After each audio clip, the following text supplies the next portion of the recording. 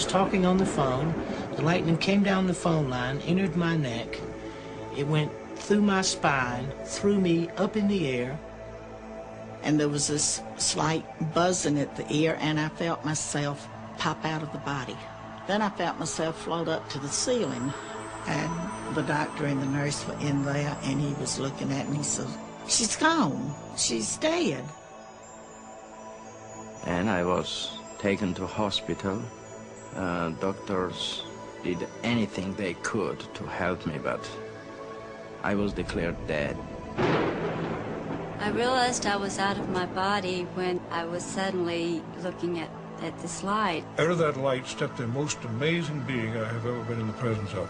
It was just total selflessness, understanding, kindness, all-consuming love, wonderful love.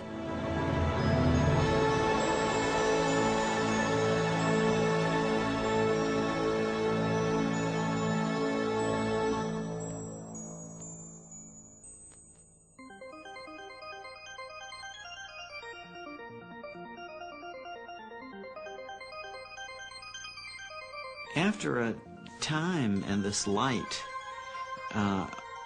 all of these people have to pay a return trip back.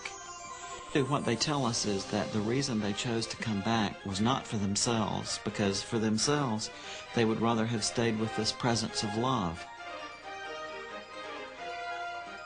When they do return, incidentally, then the story becomes very interesting from the point of view of human psychology, because we find that these patients are profoundly changed, that they are imbued with a totally new value structure, that whatever in their lives before they had been chasing, whether it was money or power or fame or any of these other things that people seek, they say that after this experience, their value primarily is to love others, to seek loving relationships with their fellow human beings.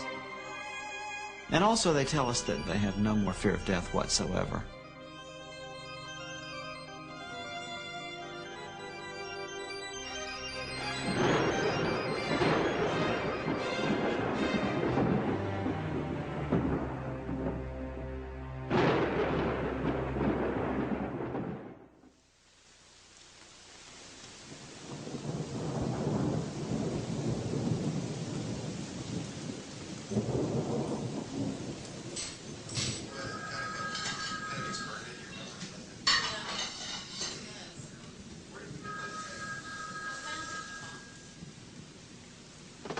Hello?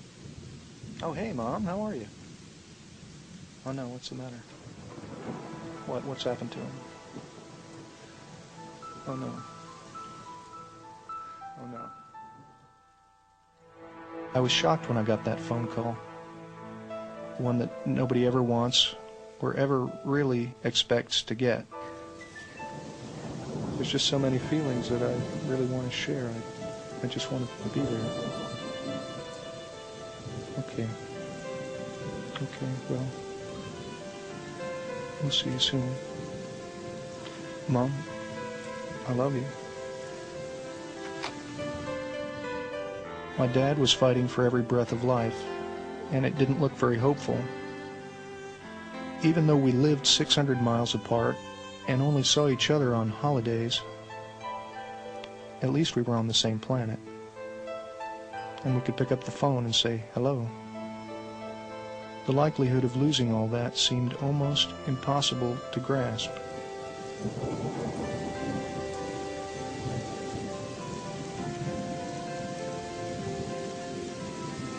Dear Dad, I'm so sorry to hear about what you're going through.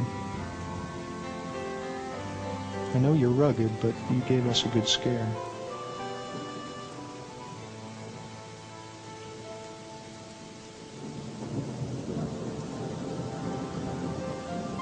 Dear Dad,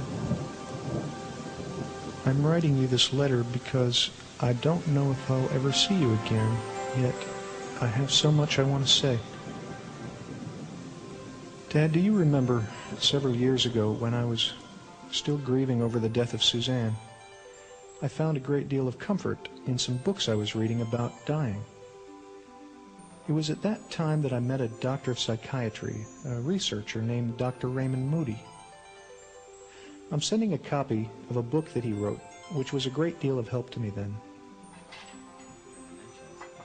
Dr. Moody has observed a pattern that occurs in people the world over, regardless of their culture or religion. As a matter of fact, the prior religious beliefs or background of the person doesn't seem to have much to do with whether or not they have an experience and even the content of the experience. Mm-hmm. We've even had people who say that prior to their experience they were atheists or agnostics, who have very beautiful and full-blown near-death experiences. Really? And do they remain atheist and agnostic? Not at all. Once they come back, they tell us that they're totally transformed and they have no more doubt whatsoever that there is a God and that there is a life after death. It's about his research on the stories of people who have approached death, many of whom actually had the experience of dying and then were revived and lived to tell about it. What happened is I felt like I'd been hit by a train. But what had happened was I was talking on the phone, holding the telephone like this. The lightning came down the phone line, entered my neck. It went through my spine, threw me up in the air. As it threw me in the air, it knocked me out of my shoes and welded the nails in the heels of my shoes to the nails in the floor, which is how I was grounded and I didn't explode. Before I shot myself, I measured like we did in CPR to find where the heart was. And that's where I just took the barrel and put it up against my chest and pulled the trigger. I had not responded to treatment. I was getting worse, and the doctor had come to see, and at this point, he says, I've lost her. She's gone. And I thought, well, who's he talking about? But just before this, I had been in terrible pain. I was just hurting so bad, I wanted to get away from it. 15 minutes before I was to be picked up by a Jeep, I was discovered to have a temperature of 106.5, and instead of waiting for the Jeep, the captain in charge of the ward sent me over to X-ray, and the last thing I remember was the captain in charge of the X-ray asking if I thought I could stand up long enough for them to get a picture of my chest. And I remember hearing that X-ray making that peculiar whirring sound and then a click, and I'm told that I collapsed in a heap. This wasn't a typical bee sting because I quickly realized that there was a problem, and I tried to telephone someone for help. The rest of the ranger station was about 3 miles in, and I tried to telephone my boss to send some help, and I fell and went unconscious. Luckily, from what I understand, he drove through. My boss drove through a little while later and noticed that I normally just waved to him as he came by, and I was lying down on the floor, and he called the ambulance. I was a dissident in Soviet Union, and I had an invitation from United States. In 1975, I received this invitation. In 1976, I was given the exit visa, and I was leaving for New York that day, and I was coming to take my passport, and I was ready to fly. My family was already in airport waiting for me. That time, on sidewalk, I was moved over or run over by car. It was fabricated by KGB. They wanted to kill me and not to let me go. And I was taken to hospital. Doctors did anything they could to help me, but I was declared dead. This is pretty much all over the world. We found this common pattern. They tell us that at this point where their doctor says they are dead, that they may actually hear the physician say, oh my, he's dead, or we've lost her, or something like that. And they say that from their perspective, actually, they still feel very much alive. Indeed, their consciousness is heightened. Wow.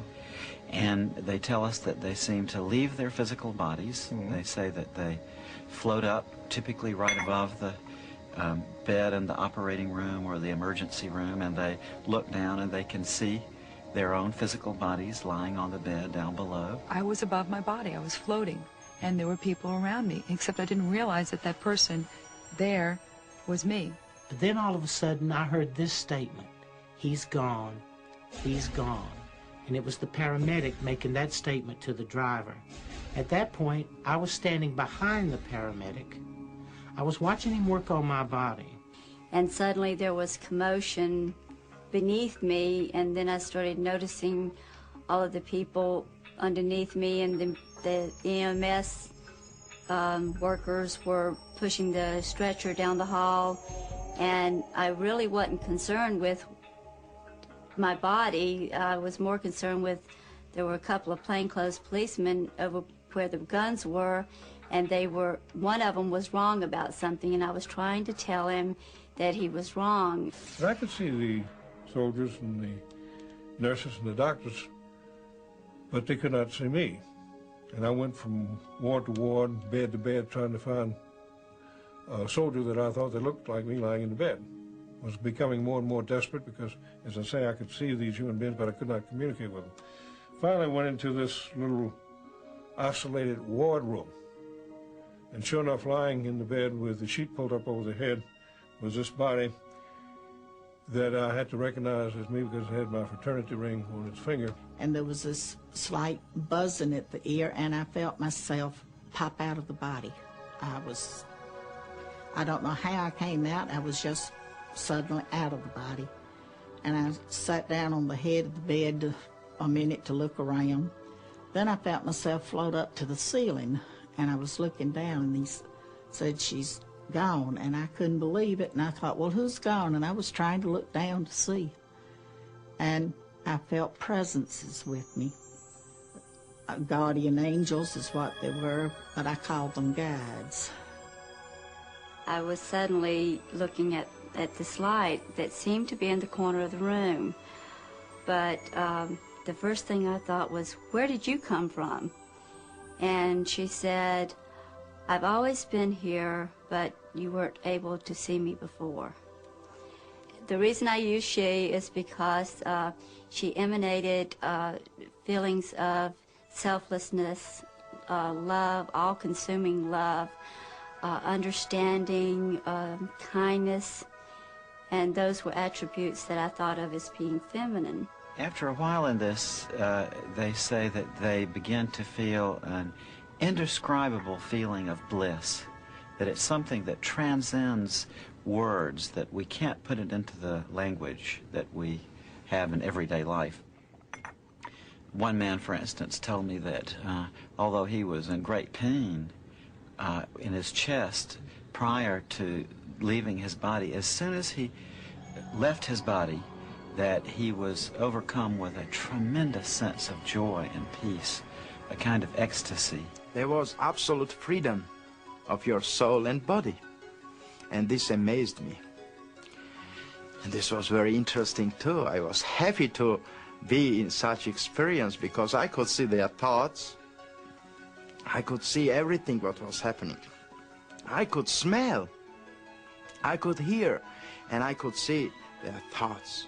This was the main thing what was very, very making me happy and proud. I don't know if this word is good to use here or not, but I'm proud of that I can see their thoughts. But I can remember that it felt very exciting to be above and to be out and looking down and not threatening at all. Then I knew I was supposed to be keeping up with my body, so I followed my body through the hall and out the front door.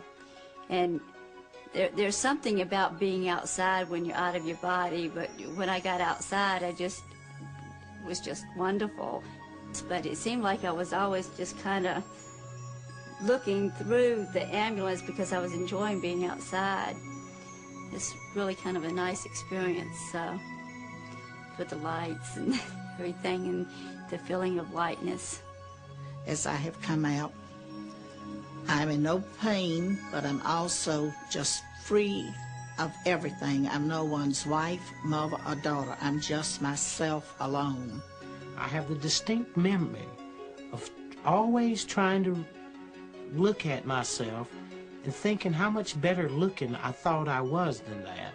Because this guy was ugly, he was in trouble, and he had these blue lines all down his face.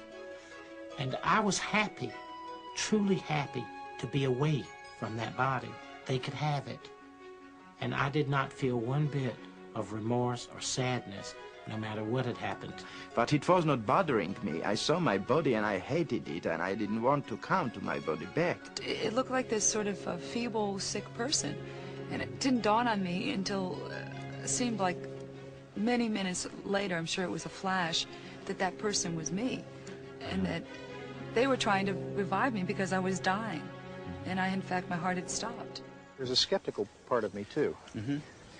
And I wonder sometimes whether or not this might just be people's hallucinations that they're going through, or just a natural shutting down process when the brain is dying.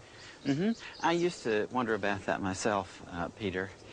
What has turned me around on that issue is that so often these patients are able to give us very correct descriptions of what was going on during the resuscitation from a point of view they couldn't have had from the perspective of that physical body lying on the table. For instance, my friend Kim, who works at a medical university out west, was telling me that she was involved in resuscitating a young patient named Maria.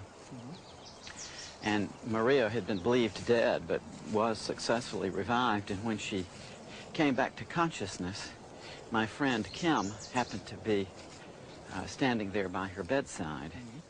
And Maria grabbed onto Kim and said, during the resuscitation, when she was out of her body, she drifted outside of the hospital entirely and saw an old shoe on a ledge on a window outside an upper floor of the hospital.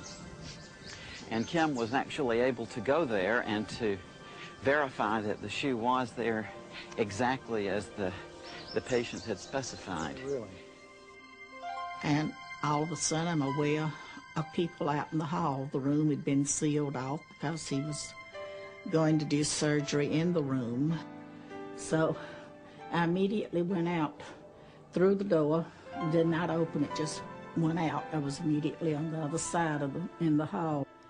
But I go up to my daughter and I try to make her hear me.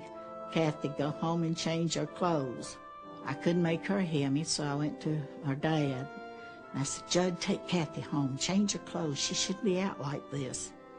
While they were in the hall, and I was trying to send them home, a brother of my husband's came up. And he was talking to him, and he had gotten worried to come. And one of his neighbors was also in the hospital, and he came up and started talking to my brother-in-law, wanting to know what he was doing at the hospital and what he was going to do that weekend. He said, well, it looks like my sister-in-law is going to kick the bucket, and I was planning to go to Athens, but I'll stick around now to be a pallbearer. Later, I was also able to talk to him. He didn't want to admit it, but he did admit this is what he had said, and I laughed at him because it embarrassed him. It was amazing that I was never leaving my body too. I was everywhere who thought about me, but I was with my body. It means that I was not leaving the one part for another. I was everywhere at the same time. I could be in New York, I could be in Longview, Texas. I could be in Moscow, I could be in Tbilisi, Georgia. In any place, there was no distance and time at that time with me. And this time, I'm thinking, I want to see my sister.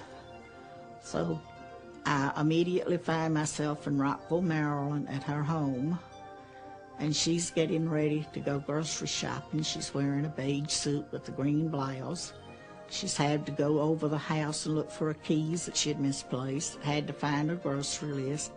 And finally, she walks out her front door to get in her blue Monte Carlo Chevrolet. And I feel there's no need for me to go to the grocery store with her, so I let her go on, and I'm going to pop over then to another sister who lives a few miles away from her. And this other sister had already left home. I was able to determine she had gone grocery shopping herself. So the guides asked me, was I ready to leave this area now? And I agreed, said yes. About 2 weeks after I had this near-death experience, I was in contact with my sisters, and I brought this fact up to her and described, and she said, well, how did you know? I didn't see you, you weren't here.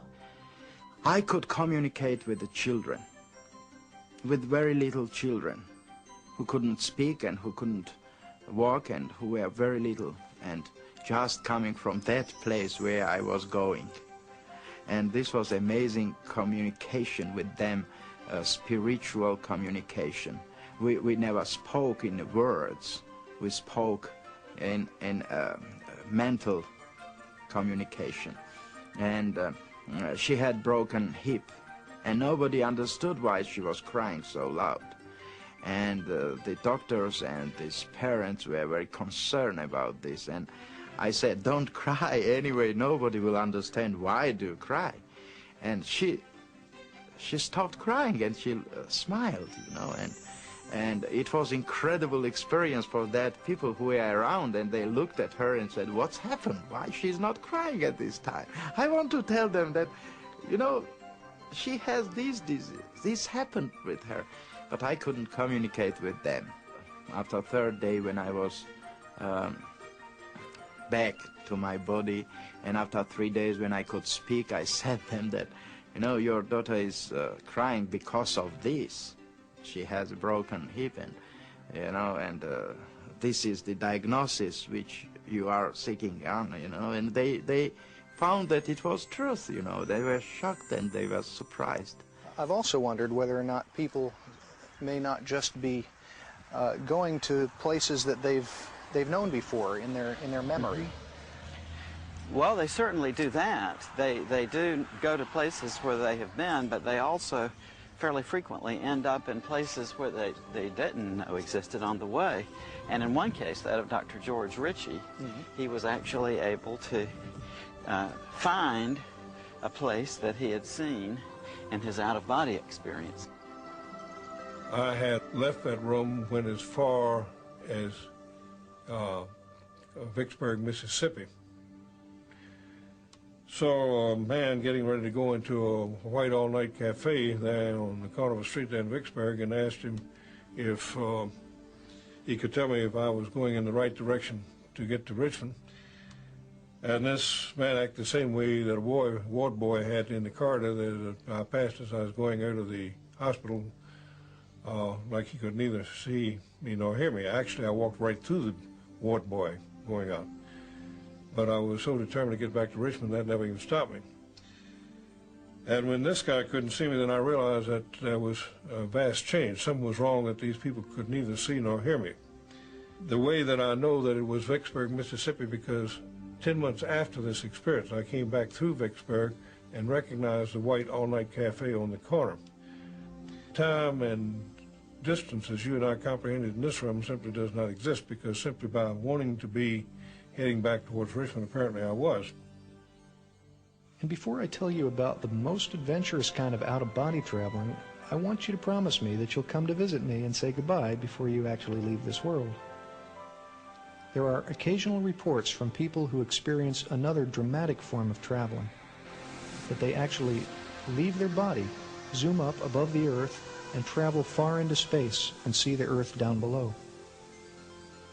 Dr. Carl Jung, the great Swiss psychiatrist, was an example of this phenomenon when he had his near-death experience in 1944 in a heart attack.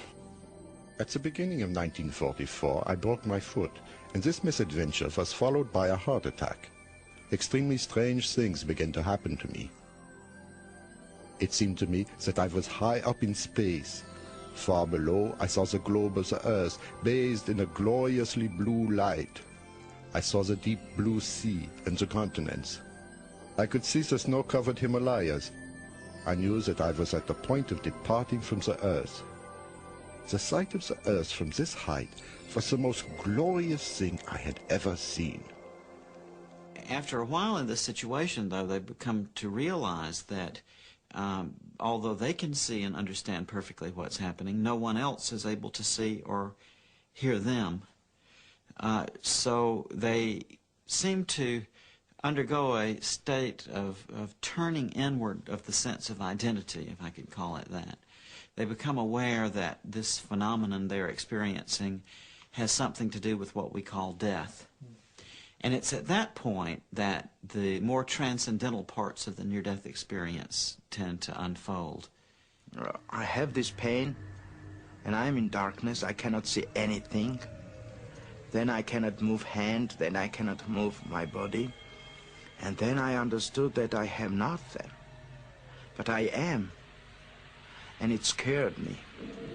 Fear, unknown. Why are all people afraid of darkness? Because they don't know what is in darkness.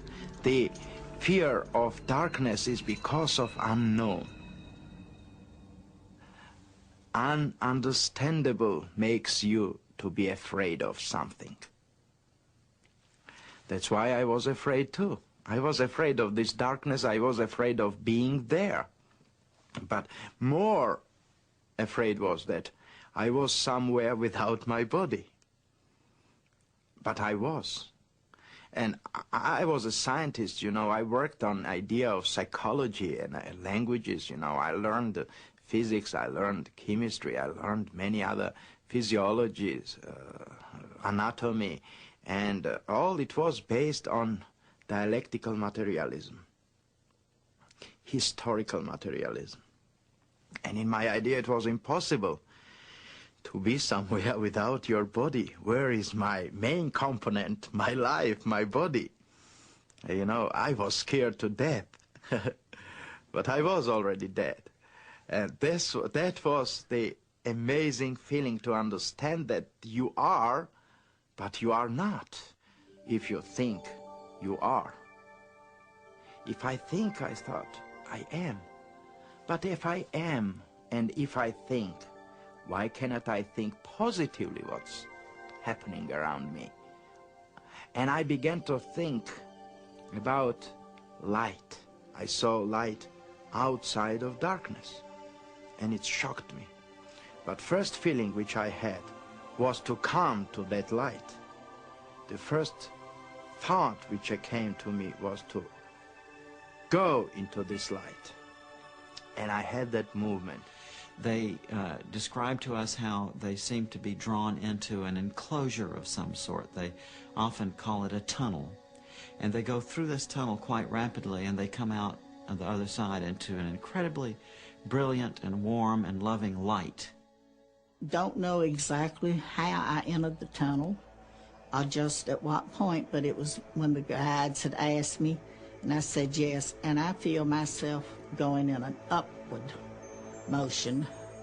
The tunnel is not too big, just seemed for one person to go one at a time. It doesn't touch you. I didn't reach out and touch the walls, but it's black, and I feel myself going up and looking at light, bright light at the end of the tunnel. And the next, as I'm going along, I see the gray area, but I did not stop to go in and see just what was going on. I went on to come out into this beautiful pasture valley land, flowers, bright, beautiful light, brilliant color. Nothing here is like it at all. The next thing I remember is I heard a set of chimes. And as I looked at an angle, probably 35 or 40 degrees, I could see a tunnel. The tunnel was like a spiral, like it was moving whether I was moving or not. Then I began to whisk down it, and I could hear these chimes. But I was in utter peace and utter tranquility. And it was such a stark, dramatic difference between the way that body was and what was happening to that body and this place I was, this utter peace. As I moved closer to the light, I was kept being surrounded and filled with this love of like, I can't describe it except when you haven't seen your parents in a long time, If you've been away from your family, and when you first see your mom and your dad, that feeling when you're a small kid, that feeling that you get. I knew I was safe, I knew everything was peaceful, and I knew it was right. As I came into the tunnel, came through the tunnel, I came into a place much like walking out of a dark room into a bright room, as if my eyes were trying to adjust to this brilliant light. The contrast between the brilliant light of the lightning bolt and the brilliant light that was in the tunnel was another thing that was quite dramatic. Because this light was so brilliant and so bright, it passed through me, it permeated me. It and I became one. For years now, we've been using the expression of seeing the light at the end of the tunnel. And I wonder whether it was started, perhaps, by people who had near-death experiences many years ago. In fact, I've been shown some paintings of just this scene that were done several hundred years ago. In the 15th century, the Dutch painter Hieronymus Bosch even painted this theme in his painting Ascent of the Blessed. In the foreground and the bottom of the painting, we see people who are dying, and as they are dying, they're surrounded by spiritual beings who attempt to turn their attention upwards. Above them, there's a tunnel which goes off into the distance, and at the end of the tunnel is a very bright light. As these people go through the tunnel, they kneel reverently into the light. So we know then that these experiences have existed among human beings from time immemorial. In this light, they often tell us that they see relatives or friends of theirs who have already died, who seem to be there to meet them and to greet them and to help them through this transition. Particularly very great thing happened with me. It was that I saw my parents, my real parents, and I understood that they were killed. And they were killed by KGB in Moscow, and I was happy of this. It sounds very ridiculous, but you know, I was happy because I was thought that I was abandoned by them. And I'd lost a girlfriend in the polio epidemic in the 30s. I think it was 38, but I'm not positive of that date. And she assured me that everything was fine and she was happy. And I also saw my grandparents coming to meet me. I had never known my grandfathers. They had both passed away before I was born. But I did know my grandmothers and my mother also. And as I'm there, this baby appears to me. And he says, "Hi, I'm your brother." And I said, "I don't have a brother." And we don't talk as I'm talking to you. There was no way of misunderstanding. It was more like it was mental telepathy. And he shows himself to me as a small infant, dressed in a cap and a little long dress with a knitted sack over it, booties and socks, and tells me, "Look me over now and remember how I look this way. And you can tell our father when you get back, and he'll tell you it happened." And when I was able to talk to him, my dad said, "Well, I don't know how you knew that, because nobody but your mother and the doctor and I knew about these things." So it gives me hope to know that whatever happens, we'll be seeing each other again one day, as we're greeted by those loved ones, family and friends who have already died. All these greeters seem to be encouraging us to come into the presence of that light, and are letting us know that everything is going to be okay. The being of light that these patients often describe encountering is plainly a personal being. They say that they are in the presence of a being of complete love, who accepts them and loves them totally, and who has a wonderful personality, is very knowledgeable about them, very wise, very helpful, also has a wonderful sense of humor. This is the most wonderful part of it. This is a warm, loving light. It's the most masculine, but it also has overtones of mother love, sisterly love. This just pulsates around. He has totally accepted me and forgiven me for everything I've ever done, but can I forgive myself for some of these selfish things I have done? She took on all the pain and all the suffering with total understanding of what had brought me to that point. And it was like we were intertwined in that everything that I felt, she felt too. And there was this unconditional love like most parents have for their children, that no matter how bad I might have been, or that I was totally loved and totally understood, because she understood the motivation behind what I did.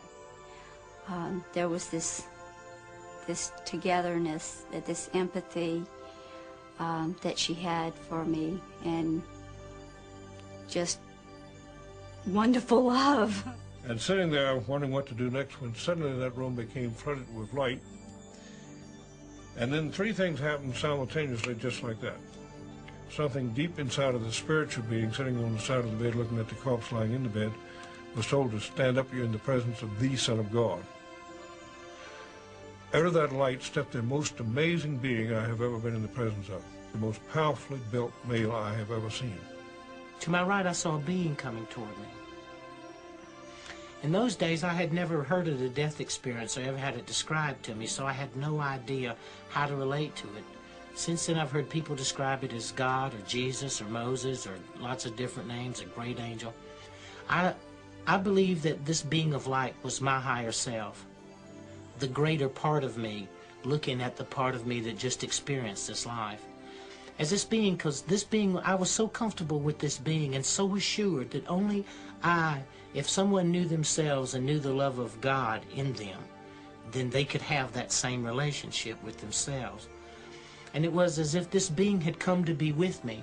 And now, once being in the presence of a being who knows everything about you, to know that he totally accepts you and totally loves you, I never wanted to leave this being again under any circumstance. Yeah, this is one of the most interesting parts of the near-death experience to me. These patients will tell us that in the closing moments of their life, often in the presence of this being of love who is with them, that they see a panorama before them which consists of every single thing that they've ever done in their lives, from the moment of their birth right through the time of their close call with death. And they say that they see it all simultaneously, not with the events in temporal sequence, but rather all displayed there at once in a way that they find very difficult to describe. As those hospital walls virtually disappeared, and I saw every minute detail of my life, seeing my own cesarean section birth through the 20 years that I had lived, because I was only 20 at the time. With the light, there is this panoramic view of my life. It starts with birth. It continues right on to where we are at this point. All at the same time, I am part of the view, as well as watching it. I am actually doing these things. I guess it's a speeded up version of a camera that just runs double time or something. But I actually had the feelings of what was going on as I saw it, and also standing off to the side and being able to look around and look at the different things that went on at different times in my life. I saw all my life, but it's in that dimension which cannot be described. This was holographical view of being inside of your life, and then being as a viewer, participating the play of theater which happening there. But it is you, and you know that you are this. At Disney World, they had this Kodak ride where you sit in this seat and you go, there's this movie that surrounds you, and it makes you feel like you're a part of the action, and you can even get butterflies when there's a big drop or something. So it was around me in a form to where it was like I was participating, but it was participating in the mind or in thought, but it just seemed like a lifetime of pain happened in just a short period of time. If I had a panoramic view of my life, every feeling, every thought, every action, every deed, all at the same time. The same time. And as it started happening, I began to see how I affected the person that I had the encounter with, or the experience, whether it be me personally or whether it be someone else. And then how they were affected. How it was one step removed from us and how they were affected. And believe me, there is nothing hidden in your life. If you imagine this panorama of your life as like a still pond, and each action in your life is like a pebble which you flip into that pond. Mm-hmm. At the point where that pebble impacts on the surface, you see ripples going out. Right. But he said that as these ripples in this panorama impinge on others, yep, then you can see the secondary effects going off from those people in the form of ripples. I see. So I think it illustrates how tied in we all are to one another in this life, how profoundly our actions and our feelings affect others. And of course, in this life review, we're made aware of that in a very profound way. Yeah. And people say, too, that it's not the events in your life that you would necessarily expect which get reviewed. It's not the big accomplishments, but rather the simple acts of kindness, often things that you would even have forgotten.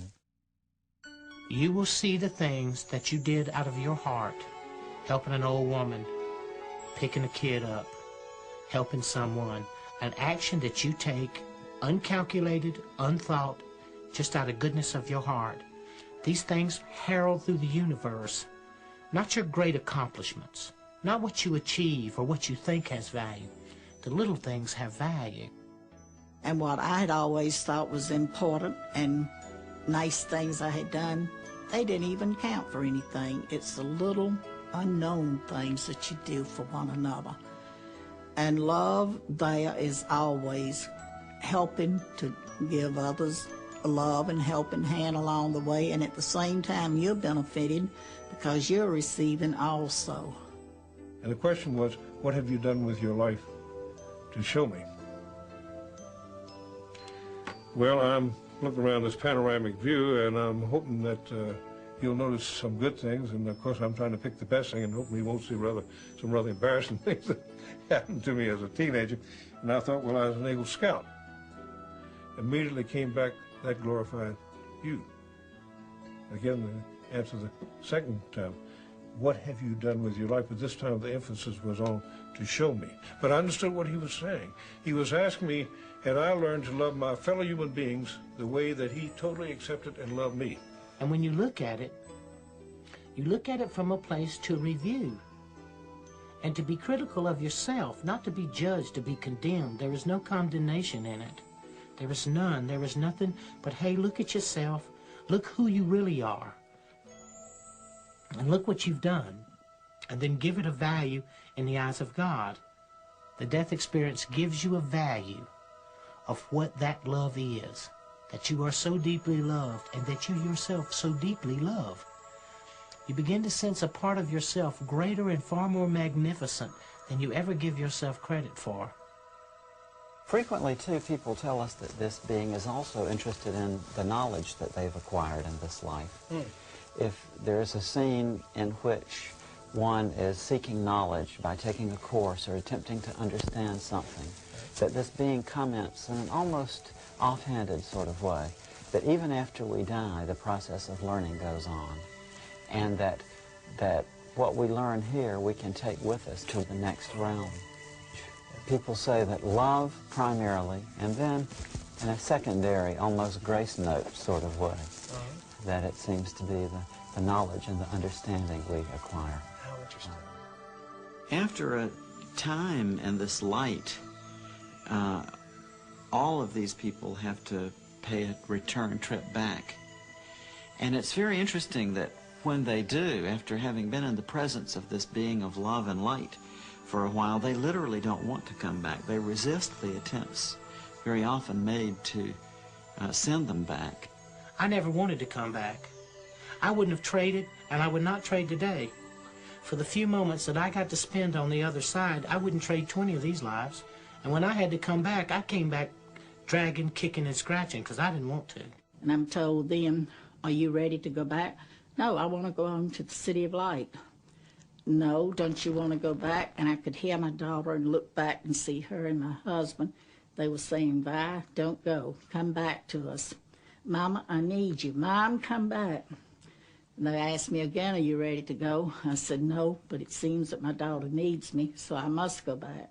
I really had no reason to go back except that I can remember my mother. And I know that I'd put her through a lot. I was a very accident-prone kid. And she used to say, if you ever die before I do, I'll never forgive you. My mother was so adamant about me not dying before she did.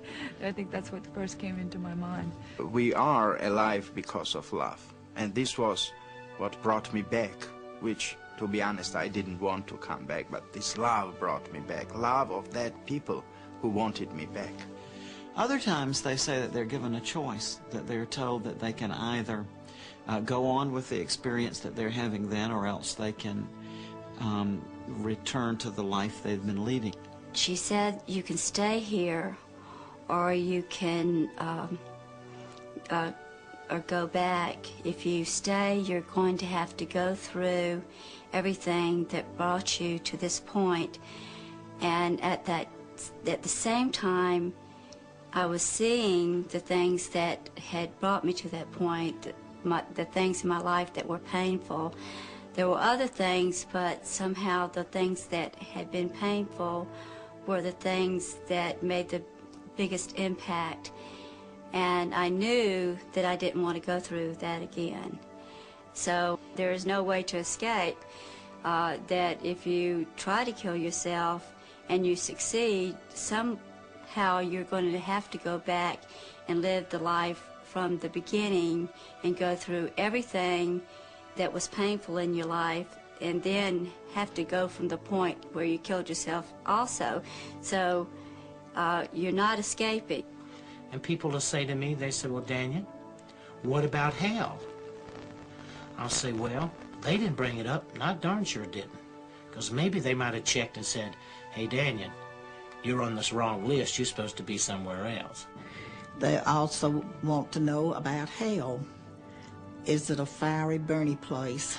Well, what I found to be hell was separation from God. This is a total hell. Darkness, where I was first.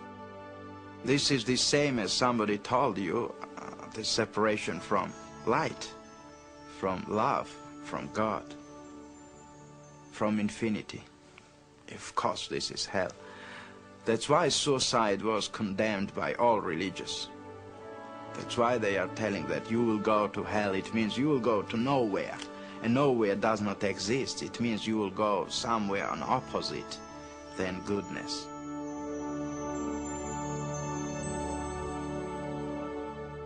Very often they're told, it's not your time to die yet. You've got things left to accomplish, so you must go back. This weekend I was in morgue, and on Monday I was taken from morgue, washed, and they began autopsy. It was 11 o'clock in the morning. When they opened my abdomen, they took hematoma, and they began this T kind autopsy, and some great power took me with neck, I think that part I can explain, and pushed me down. And I saw this movement down, and then I felt my headache, and I opened eyes. And this was coming back to my body. The next thing that I knew, I was floating over my body in the emergency room, and they were working on me. Then they stopped working on me. They put a sheet over me. They filled out a piece of paper, and they rolled me in a room. And I was lying in that room, and I was hovering above myself, watching myself. Then I heard what would appear to be an elevator door open, and these two guys came in, and they were getting ready to take me someplace. I later found out that that was probably the morgue. Then at that exact moment, I was inside a body again. It was on fire. It was in pain. I could not move. So I started blowing the sheet. And they jerked the sheet off, pushed me back into the emergency room, worked on me and stabilized me. And in the course of the next 7 days, I was completely paralyzed. That it's so touching to me that in the closing moments of their life, that so many people come back reporting that what was most important to them at this time was love, the question of how they had loved their fellow human beings. It had a lot of effects and change in my life. It's made me a more understanding person of others. I know I don't have the right to take my life. didn't want to return, and I would love to go back. Someday I will, and then I hopefully can stay and not have to come back and try again. But I know I cannot take my life and go there. Things would not work out right. But I think I'm a better person by watching for the needs of others and not being always selfish. Oh, I'm still selfish. I'm still a human. But it has changed my way of thinking. How to love other people and how to forgive and to put yourself in the place of other people in order to understand them. And that's something that you have to do in order to love people and in order to love yourself. Because if you hold grudges and you, it hurts you and it hurts the other people, and it's a barrier to love if you can't forgive. You don't necessarily have to forget when people hurt you, but you have to understand them and forgive them. And I think that is the most important thing about love that I've learned, and how to look at how we're alike rather than how we're different. This is the main message which I brought back, that love is what cannot be changed. This is everlasting. And love is with life always together. Love, what keeps this world alive.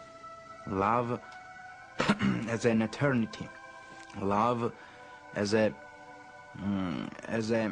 basic of humankind. And we are alive because of love. I think the most important point about the death experience is that it is orderly.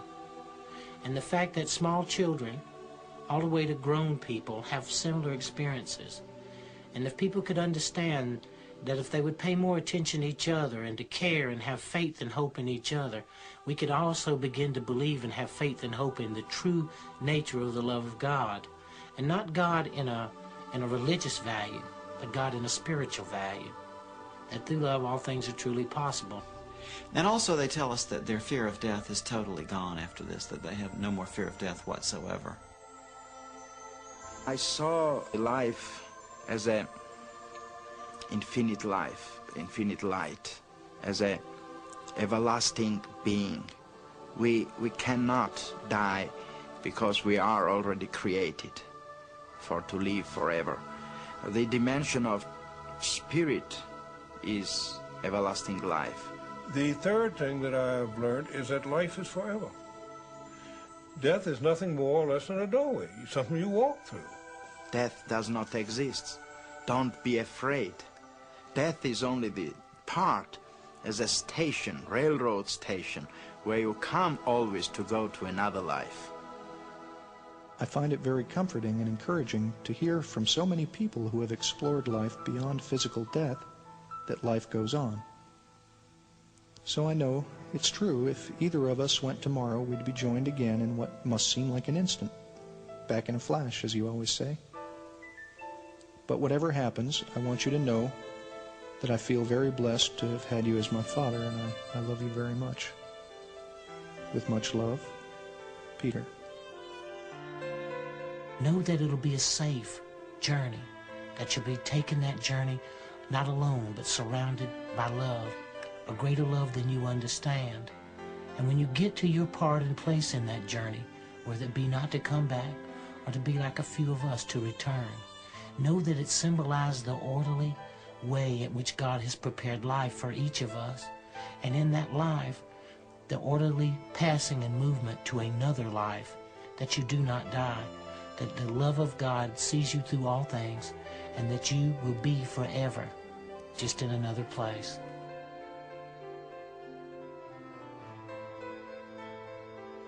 It was about 3 weeks later when we got the phone call. I was told that he died with a smile on his face, and the last words he said were, "The light."